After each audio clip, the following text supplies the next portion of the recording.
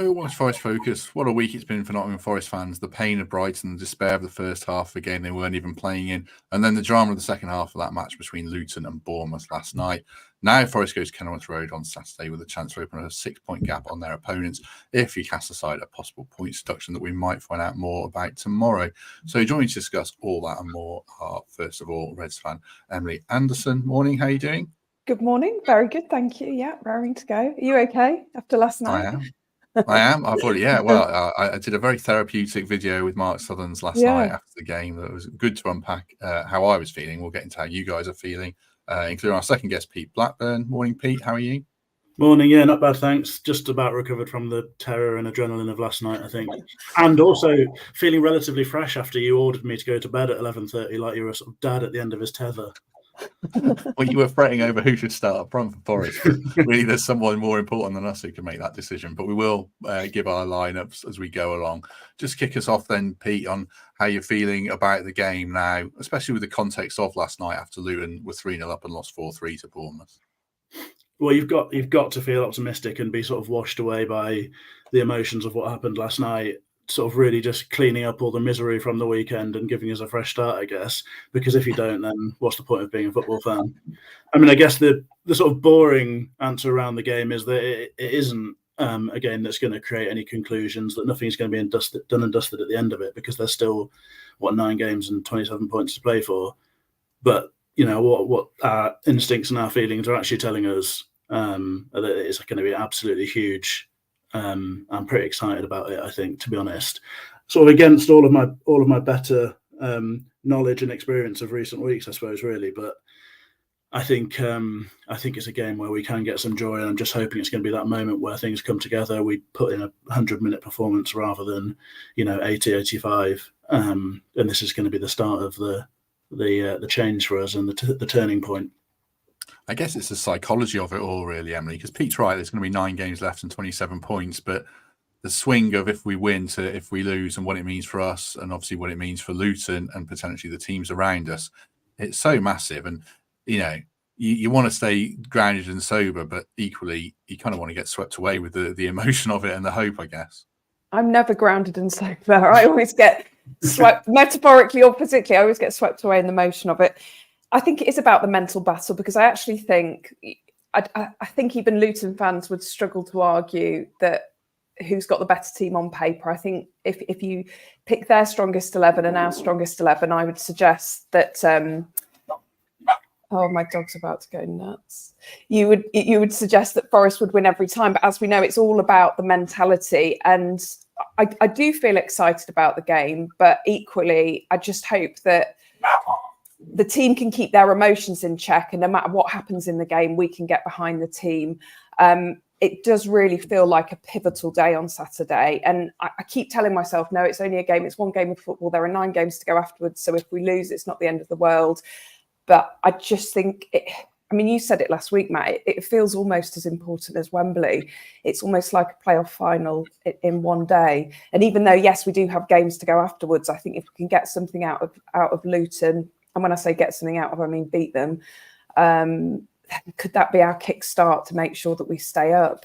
I'm feeling nervous, but so much better than I felt at 7:45 when driving home from work last night, turning on the radio, hearing they were 1-0 up. And then by the time I got home, they were 3-0 up. And I just thought, what is going on here? Is this like some parallel universe? So, yeah, I feel much better this morning knowing that they threw away a 3-goal lead. Let me just thank a couple of members, or new members quickly.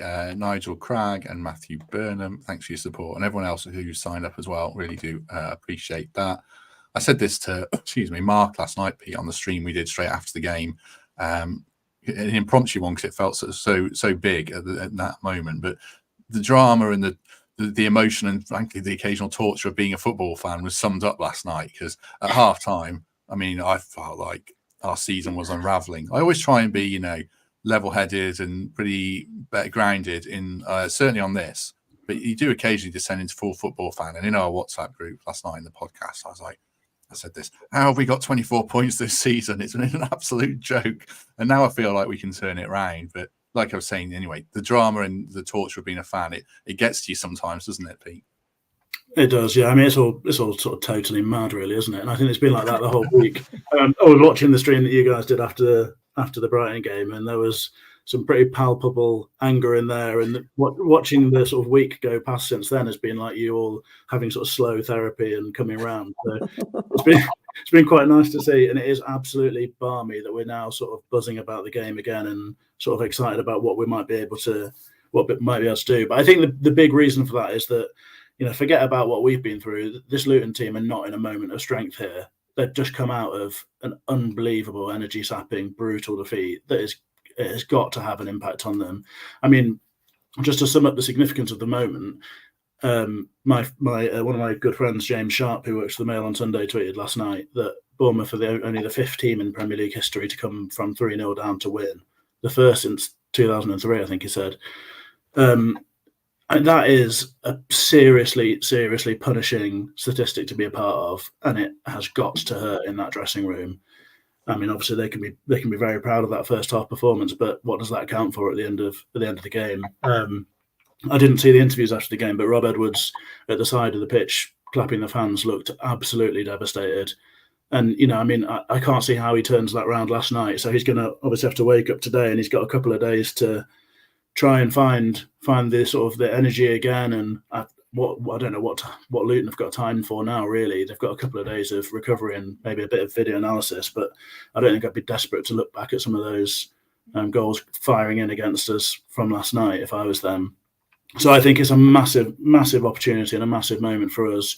And Brighton felt slightly like that in a less sort of significant way, but it felt like there was an opportunity there and we didn't take it. And we can't afford to be saying that again after this game, and certainly not after many more, because, you know, those games are running out, and it's about time that this Forest team stepped up and took advantage of one of these moments and really put a marker down. Yeah, certainly. Thank you very much to Scott Ely for becoming a member as well. Flying in today, which is great. And also very much thank you to Richard Spray for a $10 donation. Wow, that's very kind, Richard. Thank you. I think Pete's right, Emily, isn't it? Like, we've had quite a few games where I've gone into them and thinking this is an opportunity. And we've been handed quite a lot of them, and we've turned them down too many times. The games we've actually won, like, not really gone into those games thinking this is our chance. It's more we have to grab it. And this feels like, it's a bit of a cliche, but it feels to me like this could be the sliding doors moment for the season, certainly. Yeah, and I hate to say that phrase, it's a must win.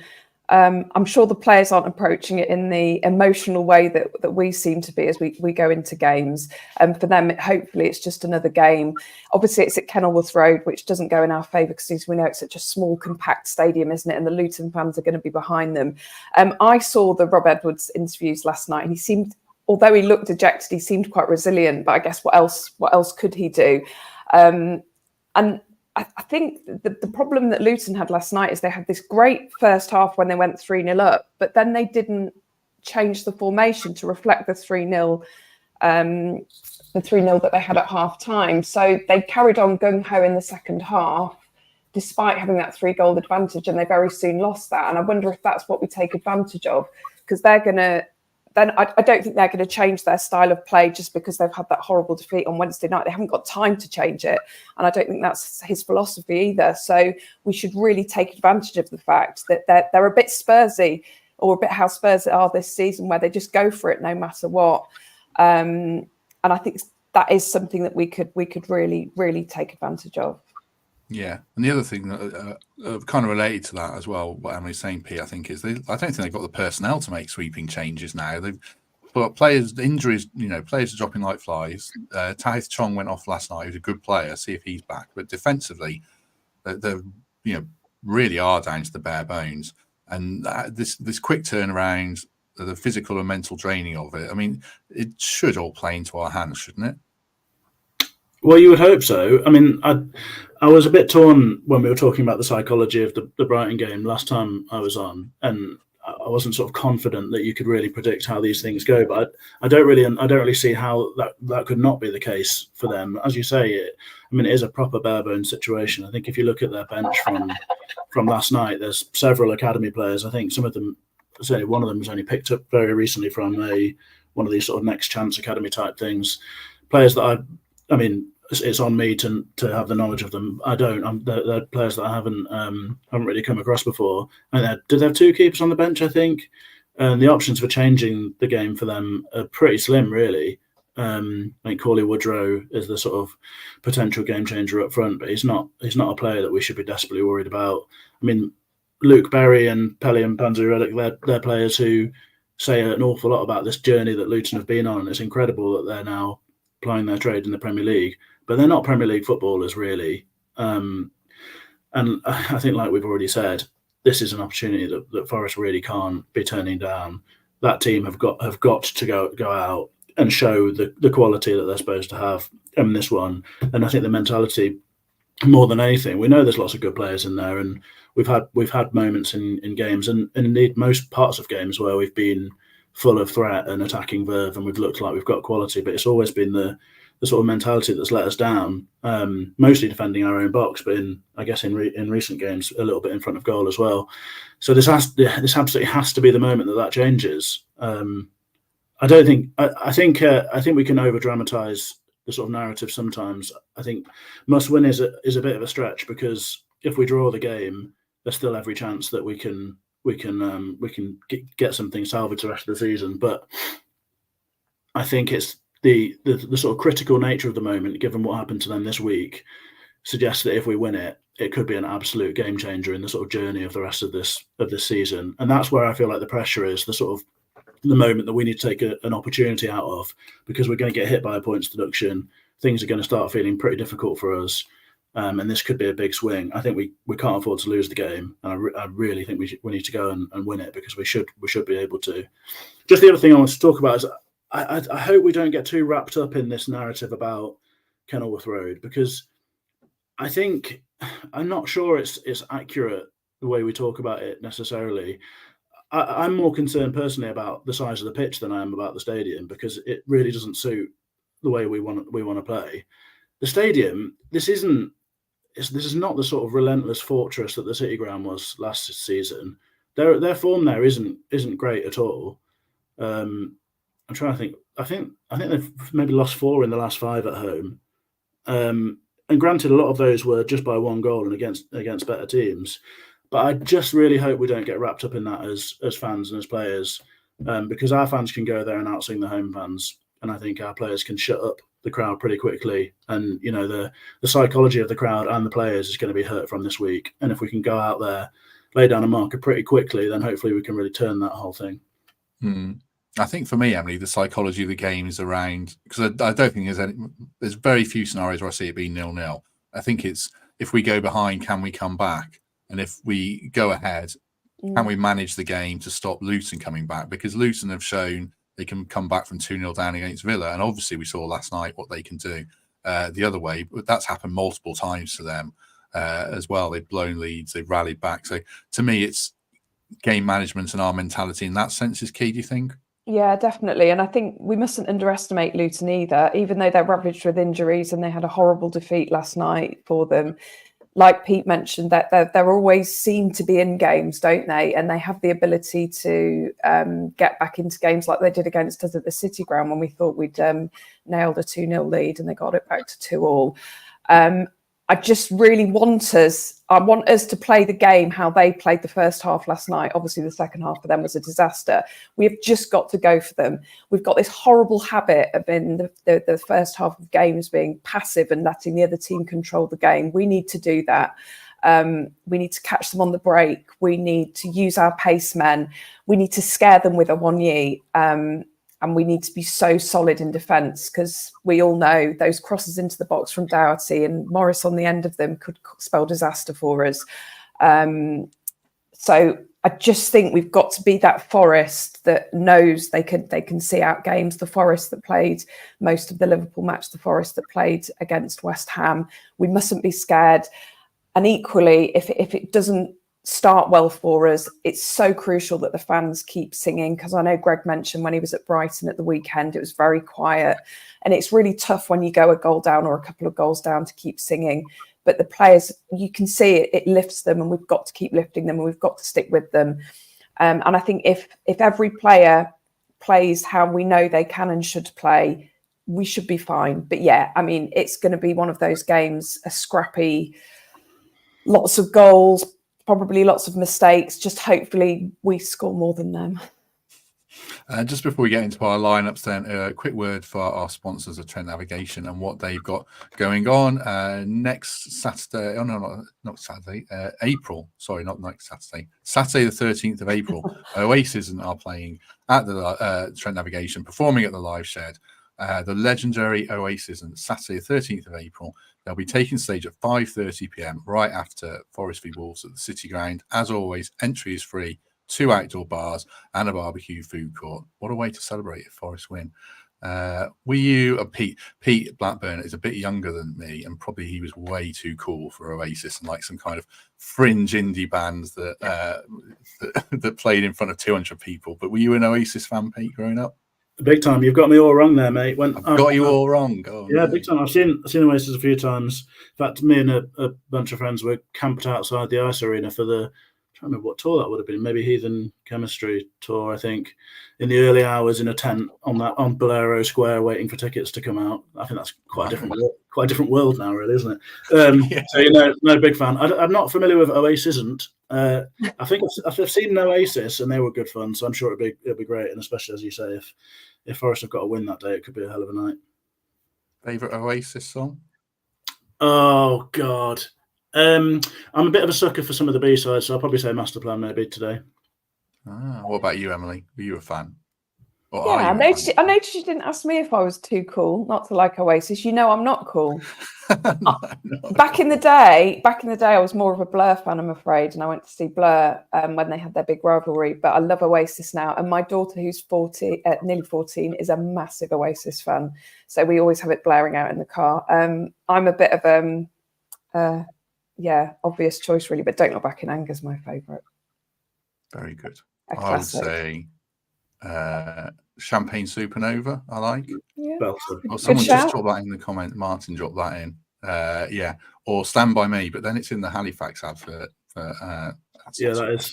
That's always ruins things a bit. Like it does a bit when it Blur's always on British Gas and stuff. It does sort of take the joy out of it. Ruins it. And I did see Oasis live once, by the way. So does that make me slightly cooler? Makes you cooler than me because I haven't seen Oasis live. So there you go. Right, let's get into our lineups then. Back to the football. We'll start with Pete and Emily's team because it's the same. Mine is very slightly different. But I'll read it out and then let these guys talk through it.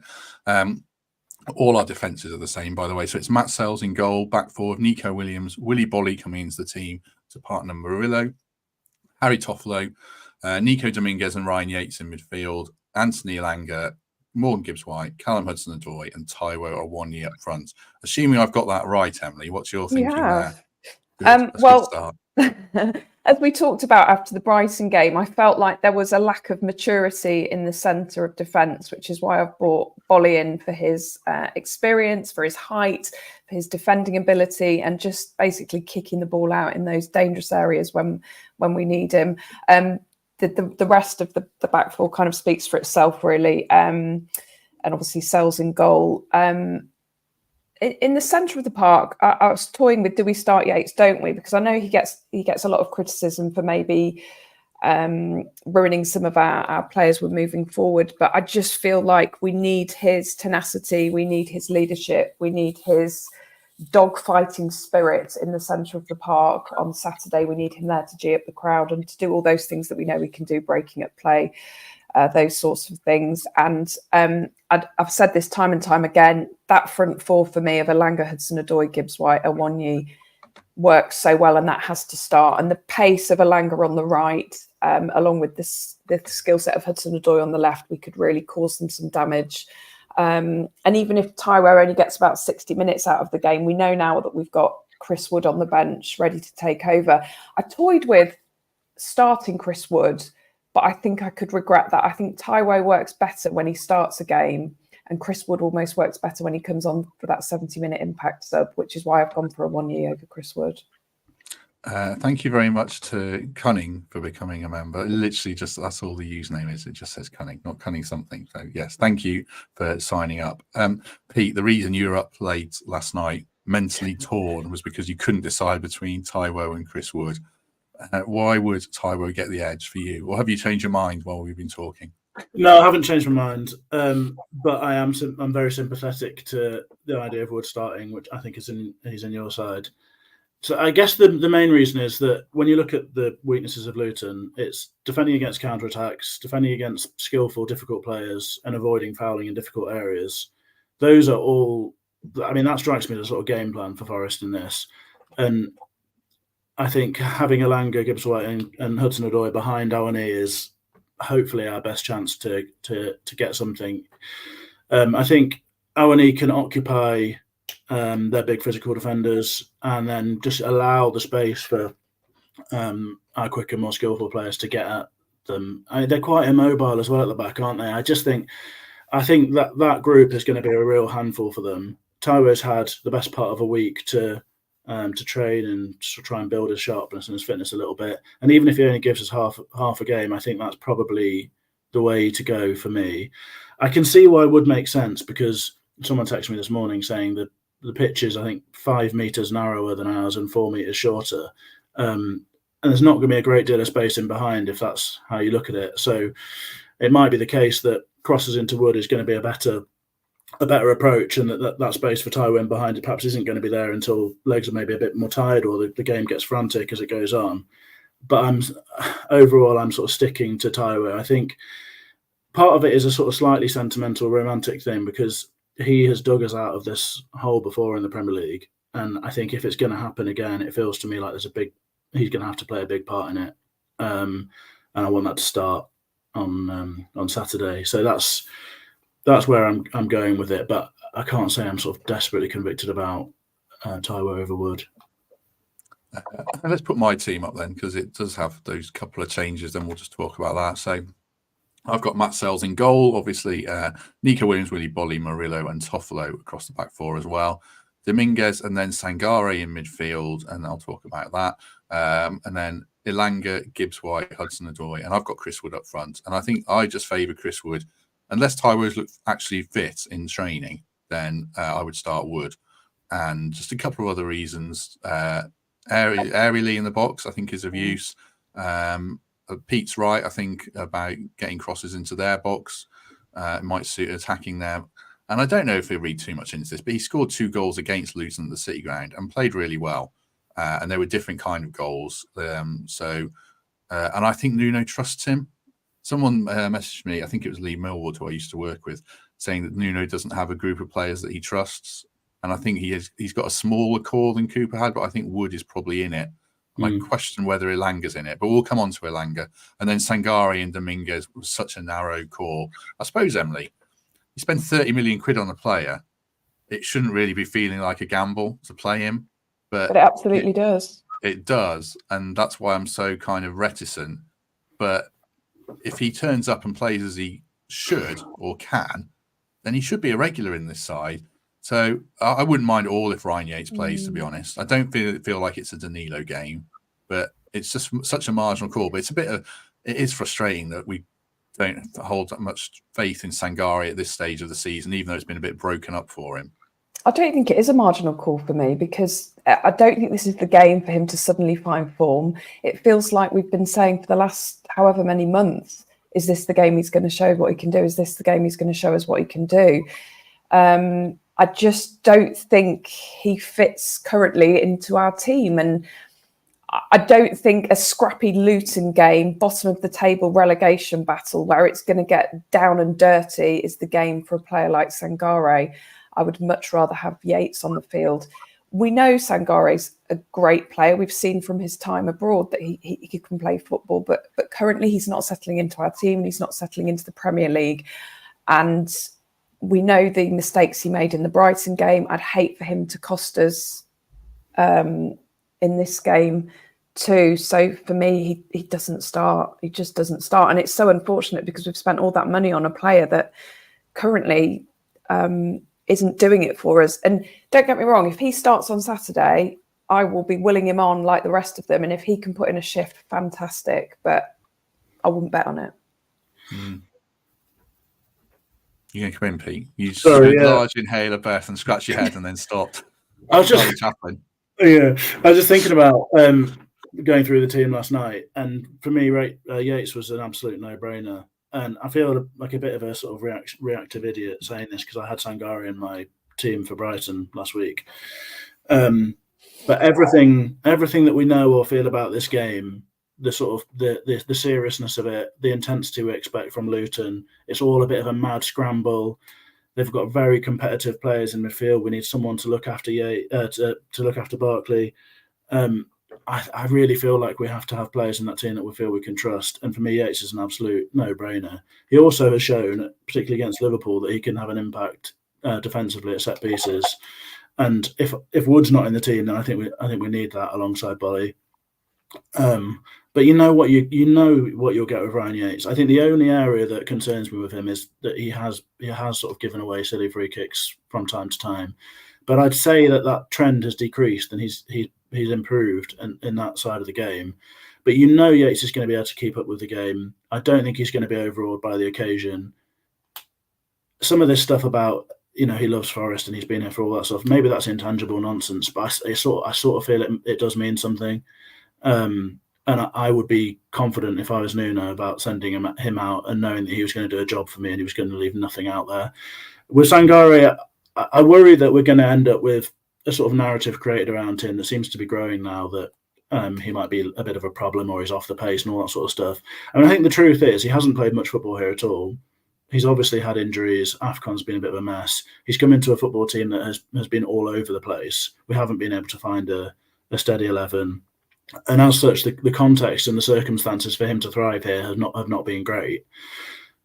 But you can't argue that he hasn't done it in a red shirt yet.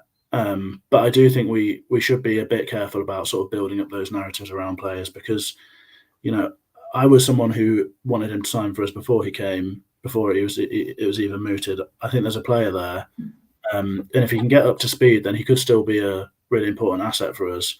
But regardless of whether that becomes the case or not, I think we do need to try and have a sort of basic level of support for players wherever we can, and a sort of positivity around them and hope. Because as fans, we do have to play a part in them coming to our football club and succeeding. So I think we need to be a bit careful not to build up too much of a narrative around him. But for me, Yates is an absolute no-brainer. I'd send him out onto the pitch knowing that he was going to give everything to get the points for us.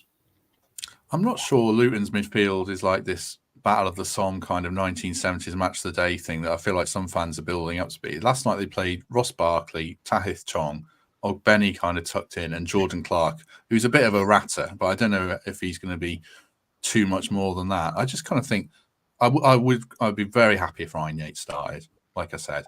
But if Sangare goes on, gets ball, passes to teammate type job, you should expect a bit more for the money we've paid. Although someone said in the comments we shouldn't. It's not his fault what we paid for him, but no, not at all. If he goes out there and gets the ball, keeps the ball, gives it to someone who can pass it, then that should be fine. But then Ryan Yates can do that as well.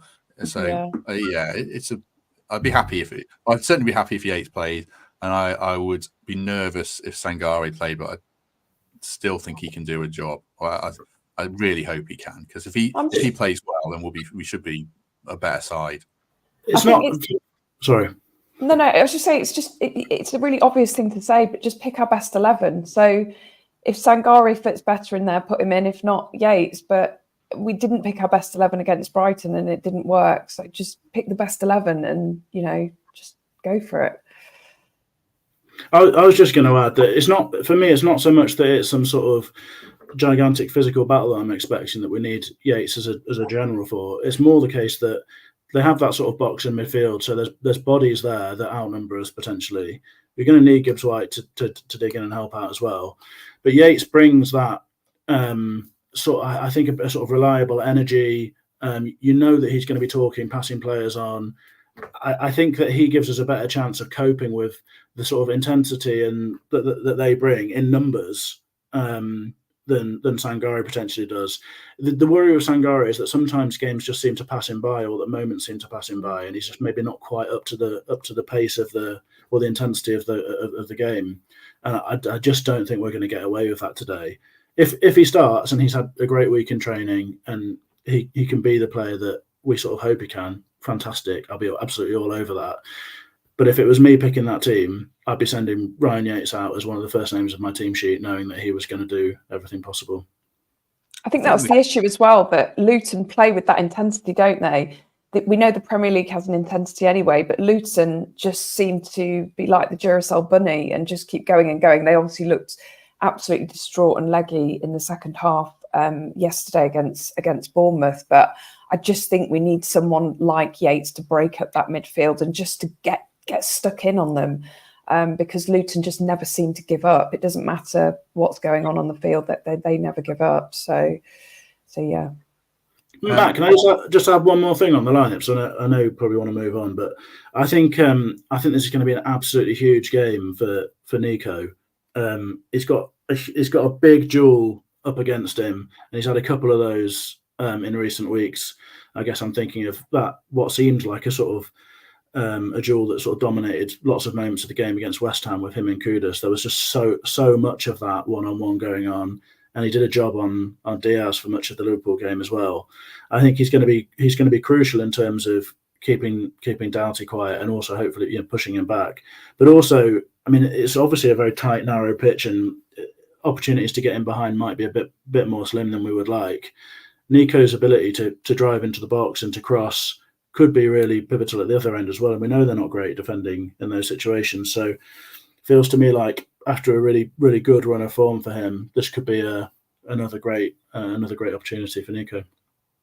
I think the key man for me, even though it's a narrow pitch, is Elanga. You looked at Semenyo last night. Just he dominated that game. Surely we've only not really touched on this, Henry. We just kind of assume that Elanga and Hudson-Odoi are going to play, but it just feels like absolutely essential that those players start and we go out front foot. To me, it's a no-brainer, isn't it, to start Elanga, certainly with his pace. And am I right in thinking he could draw Doughty out, couldn't he? Because he loves to push forward, which will meet them short at the back, which gives Elanga space and cross into the box. Chris Wood, a one you had, yeah. So yeah, I mean, why Elanga doesn't start every game is a mystery to me. But we always say this, don't we? Only see 90+ minutes on the pitch. The Forest coaching staff see them in training every day. But for Elanga's pace, skill set, I think he needs to start, and I really hope he will. I guess the only possibility is he might side with starting Origi instead, but hopefully it will be Elanga and Hudson-Odoi on the left. Yeah, I think you're both right on that. But I do think Hudson-Odoi has an absolutely massive part to play as well. It strikes me that the sort of one of the obvious weaknesses for them is isolating those wide centre backs. They haven't got the most mobile options there because of the injury list that they've got that we might talk about later. And Elanga's pace is obviously a great threat, but I mean Hudson-Odoi, when he's played recently, he's looking pretty sharp, and I think he might not be rapid anymore like perhaps he once was, but he's still got a turn of pace, and he also glides with the ball and can take players on with ease. And I think if he can isolate Burke at right centre back, then he could have an absolutely torrid time against him. I'm pretty hopeful about that as well. We haven't mentioned the intangible of a points deduction yet because we don't know it's going to happen. But if they find out, Emily, do you think it rallies them? Do you think it kills them? And we don't know really, but with your perception of this group and how they might react if they go into the game 6 points light or 3 points light, we don't really know what it's going to be. No, we don't know. We don't know what they're being told at the moment. So it might be that it's something they've talked about and they're coping with it in a certain way. But for me, if I was a footballer, it would be the uncertainty. It would be the not knowing. Are we going to get a points deduction or aren't we? How much will it be? When will it come into place? How will it affect our season? So maybe no matter what the outcome is, whenever they find out, whether it be Friday or after that, just knowing means they know where they are, they know where they stand, and then they know this is what we need to get to stay in the Premier League. And if we do get a points deduction, hopefully we'll do what Everton did and just rally round and think, right, it says against the world, let's go, let's do this. I think the uncertainty is more unsettling than the actual points deduction, because we all know that there will be a sanction. It's just we don't know what it is, when it will be, and by how much. True. Mark Southern's Stats King sent in some. I'm going to do a little graphic of Mark's face or something for these stats and put it on screen. But he did send on some in before the game. I'll just read a couple out there of interest around our defensive failings. He says, we're one of only 2 sides where all our defensive errors leading to a chance have resulted in a goal conceded. That's 4 times. We've conceded 18. This shows we're quite good defensively, but we just screw up in isolation. It always ends up in the back of our net. We've conceded 18 big chances under Nuno. Only Arsenal, with a ridiculous 8, that is mad, can better that. And yet we've conceded 20 goals from 18 big chances. By contrast, Man City have conceded 19 and allowed just 18 goals. Also an attacking one around set pieces, which we'll just touch on briefly. Our corner conversion rate, the percentage of corners finding a teammate, is 19%, the 4th lowest behind, weirdly, Chelsea, Spurs and Man City. But Luton's is only 23.3%. So basically, our set pieces in attack are rubbish, which we know. But, Pete, when you watched that game last night, Luton looked really vulnerable from set pieces. Could this finally be the game where Morgan Gibbs-White finds a teammate and we actually head it in their net? Well, I mean, it has to be at some point, doesn't it? You really hope so. Yeah. I mean, I feel like that insane list of stats has just totally blown my mind, and I can't think about anything else apart from what all that means. But yeah, no, you would hope so. And they did look weak, and they're definitely vulnerable to balls into the box. And I think that goes for open play as well as set pieces. I mean, you'd hope it has to come good at some point, and I think the introduction of Bolly into the team, which is something we've all gone for, should make a difference. Because he does carry threat, and even if he's not necessarily scoring goals, his presence should have an impact. Would hopefully take away best markers, free up a bit of space, all that sort of stuff, cause a bit of chaos, all that sort of thing.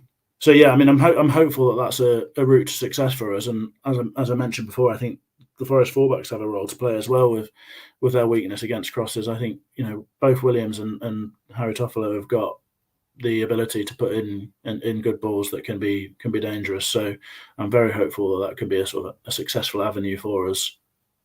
Thank you very much to Rob C for becoming a member as well. That's 5 people joining the stream. So that's fantastic. Thank you.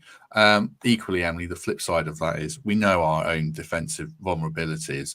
I guess Willy Bolly, if he plays, there's an onus on him, but whoever the centre halves are, and just collectively, there's an onus to take some responsibility here, I guess, and just. It's so basic, but head the bloody ball away for 90 minutes. That's exactly what we need to do. Up and down, just kick down ball out.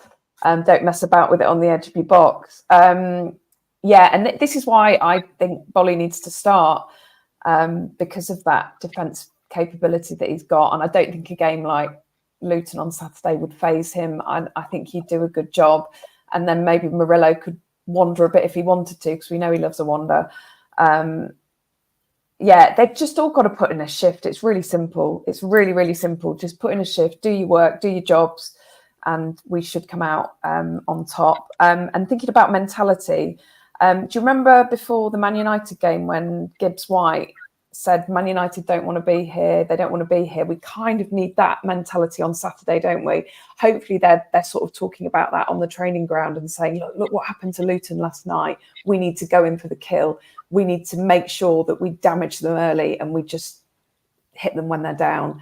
It's exactly what they need to do. We need to go in and we need to fight from minute 1 and just make sure that any sort of confidence they've got left in the Premier League, we need to destroy it. And I feel really bad saying that, because if I wasn't a Forest fan and we weren't in a dogfight with them, I'd want them to stay up, because I admire what Redwoods has done. I admire that team and I think they're brilliant. But unfortunately, this is war and we need to come out on top.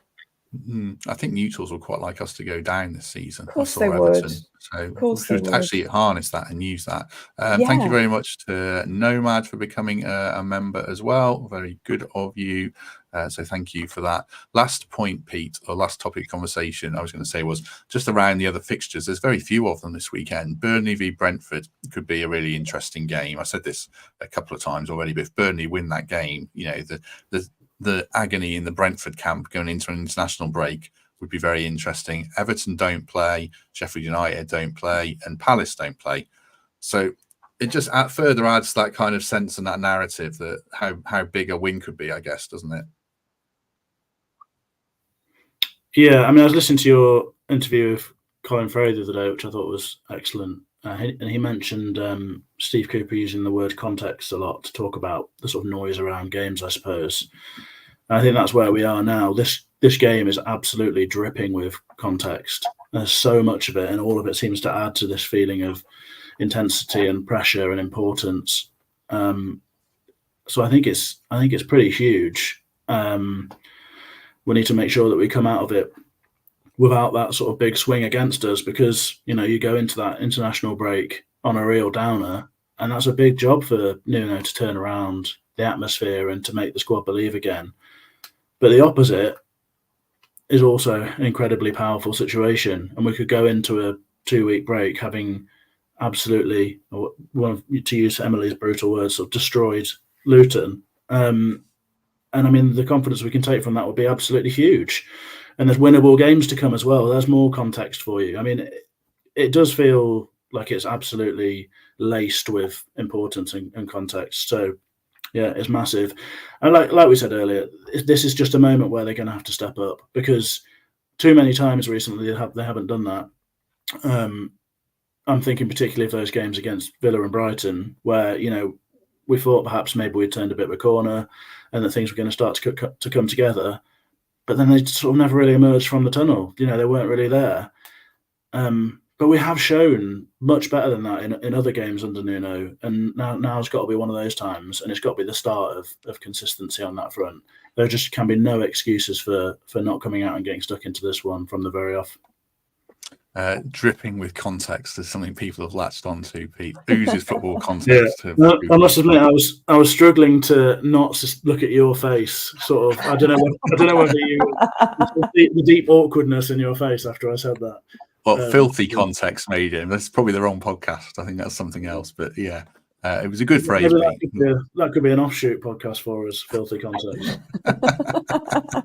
Like Hollyoaks Lane Night. Yeah. Right. Let's move on. Any final thoughts, Emily, on the game or anything? In fact, any final thoughts on the game and any other business, because the clock is ticking. I know Pete's got an appointment coming up. Do you know what? I'm going to be honest. I'm so nervous. I'm so nervous, and I've got those butterflies already. And every time I talk about it, I feel sick.